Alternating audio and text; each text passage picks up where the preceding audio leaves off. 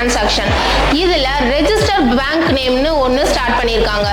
நீங்க ஒரு அக்கவுண்ட்ல இருந்து இன்னொரு அக்கவுண்ட்டுக்கு நீங்க அமௌண்ட் சென்ட் பண்ணும்போது அவங்களோட ரெஜிஸ்டர் நேம் அதுலயே இருக்கும். நீங்க வந்து வேற யாருக்கோ வந்து சென்ட் பண்றதுக்கோ இல்ல ஃபேக் அக்கவுண்ட்டுக்கு போறதுக்கோ இந்த மாதிரி ப்ராப்ளம்ஸ்லாம் இதுல வந்துட்டு சால்வ் பண்ணலாம். ஆட்டோ பே டைமிங்ஸ், இதுல வந்து நீங்க இஎம்ஐ வாங்கியிருப்பீங்க இல்ல மியூச்சுவல் ஃபண்டுக்கு எஸ்பிஐ அமௌண்ட்ஸ் போட்டுட்டு இருப்பீங்க. ஸோ இதுல என்ன ஆகும்னா நீங்க வந்துட்டு அமௌண்ட் வந்துட்டு ஆட்டோ பே மெத்தட் வந்து செலக்ட் பண்ணி வச்சிருப்பீங்க. அப்போ ஆட்டோமேட்டிக்கா டான்னு 2ஆம் தேதி இல்லைன்னா 5ஆம் தேதி இந்த அமௌண்ட் எடுத்துட்டே இருப்பாங்க. ஸோ இனிமேல் இந்த மாதிரி எந்த டைமிங் வேணாலும் எடுக்க முடியாது.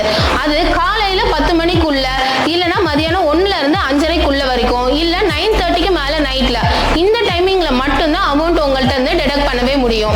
செக்கிங் அக்கௌண்ட், இதுல என்னன்னு பாத்தீங்கன்னா ஒருத்தர் சில பேர் வந்துட்டு அவங்களோட யூபிஐ அக்கௌண்ட்ஸ்ல ஒரு அக்கௌண்ட் வந்து பேங்க் அக்கௌண்ட் லிங்க் பண்ணிருப்பாங்க, இன்னொருத்தர் வந்து 2-3 பேங்க் அக்கௌண்ட் லிங்க் பண்ணிருப்பாங்க.